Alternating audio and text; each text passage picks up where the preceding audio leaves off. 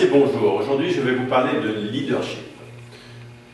Beaucoup de personnes se posent la question de savoir la différence entre un gestionnaire et un leader.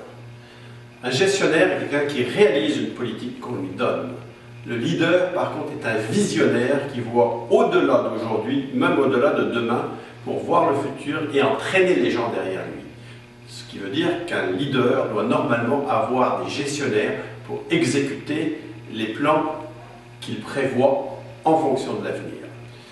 À partir de là, on a plusieurs théories. Il y a ceux qui pensent que le leader est quelqu'un qui agit seul, d'autres qui estiment que le leader est quelqu'un qui est capable de créer de nouveaux leaders.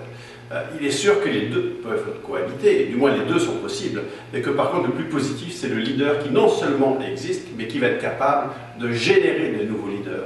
En l'occurrence, un bon leader, c'est la personne qui va se rendre non indispensable, de telle manière qu'il y en ait d'autres qui puissent le remplacer par la suite. Autre discussion, est-ce que le leadership naturel existe ou est-ce que cela s'apprend? Je dirais qu'il y a un peu des deux. Il y a des personnes qui ne pourront jamais devenir leader et qui n'ont pas envie de devenir leader non plus. Et puis il y en a d'autres qui sont nés pour ça. Mais d'un autre côté, il s'apprend aussi. Pourquoi attendre d'apprendre par soi-même alors qu'il y a eu d'autres leaders avant nous qui ont appris un certain nombre de choses? Autant l'apprendre. Donc je dirais que c'est une combinaison des deux. Autre point de discussion. Est-ce que le leader, c'est un spécialiste ou un généraliste? Comme vous le voyez, très souvent les ministres tournent à leur poste, changent de ministère sans rien connaître à leur nouveau ministère. Là encore, je dirais que plus on est en bas dans la hiérarchie, plus on doit être spécialiste. Mais qu'au fur et à mesure qu'on grandit, on doit devenir généraliste pour avoir une vision globale des choses. De technicien, on doit devenir leader généraliste. Cela étant, est-ce que ça veut dire que le leader ne doit rien connaître de son bateau, pourrait-on dire? Je dirais que c'est faux. Un bon leader doit non seulement être généraliste, mais il doit aussi connaître son bateau et les détails de son entreprise. Si vous regardez les leaders actuels comme Bill Gates, ce sont des gens qui sont des généralistes, mais qui, au départ, étaient les meilleurs à l'intérieur de leur propre entreprise. De la même manière, les meilleurs amiraux mondiaux, c'était souvent des gens qui avaient commencé comme matelots sur leur bateau, qui sont devenus capitaines de leur navire et ensuite amiral de la flotte, et qui étaient capables d'avoir une vision globale, mais également d'intervenir et de remplacer n'importe quel matelot si nécessaire. Cela étant, maintenant, quelles sont les tâches du leader? La première boîte, la première tâche que les leaders doivent réaliser, c'est ce qu'on appelle mission, vision, valeur. La mission, c'est quoi? C'est la raison d'être de l'entreprise. Et normalement, cette raison d'être doit se définir par rapport à au moins trois choses. Les actionnaires, les employés et les clients. On y ajoute quelquefois également l'aspect environnemental actuellement, c'est-à-dire un engagement, une mission par rapport à ces 3 ou 4 intervenants. La deuxième chose, c'est la vision. La vision, c'est la manière dont on va réaliser la vision. C'est-à-dire que la mission est générique, la vision, c'est comment est-ce qu'on va appliquer, qu'est-ce qu'on va faire au niveau de notre environnement pour réussir notre mission.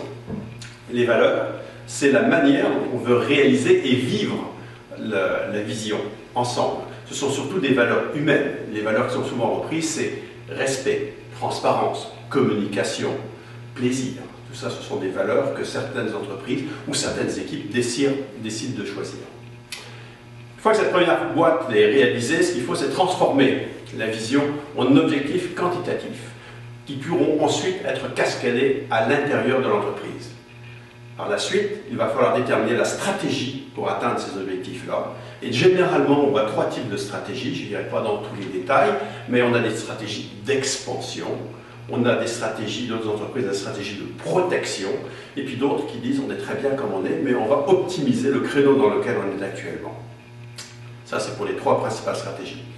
Une fois que ceci est déterminé, il faut voir les mécanismes de l'entreprise. Dans les mécanismes de l'entreprise, on a tout d'abord les systèmes. Quels sont les systèmes que l'on a? Est-ce qu'on a des systèmes qui sont adaptés et qui doivent être modernisés? Quand je pense à système, c'est système de communication, système de gestion, tout l'outillage qui va permettre d'optimiser en fait le fonctionnement de l'organisation. Ces systèmes-là doivent également exister à l'intérieur d'une structure. Donc, est-ce que la structure est optimale? Et certains commencent d'ailleurs à travailler sur la structure avant de penser au système, mais les deux vont ensemble. Donc, est-ce que la structure est optimale? Est-ce qu'on peut l'optimiser? Si on a une stratégie de progression, il va falloir agrandir la structure. Si par contre on a une stratégie qui est de diminution et de récession, il va falloir au contraire penser à couper cette structure. Cette structure-là est bien entendu peuplée d'individus, donc il va falloir penser aux différentes politiques de ressources humaines.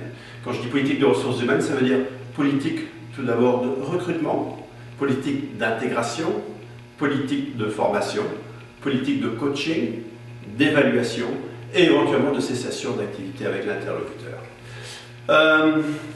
La seule chose qui reste maintenant, le plus important, c'est le plan d'affaires pour exécuter, pourrait-on dire, toutes ces choses-là de manière pratico-pratique. Donc le plan d'action qu'on peut, au niveau de l'entreprise, appeler plan d'affaires et qui doit être décliné jusqu'au client.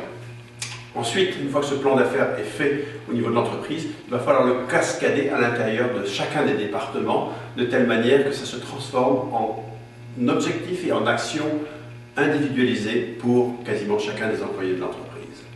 Voilà pour les très grands points. Je vous remercie beaucoup et bonne journée.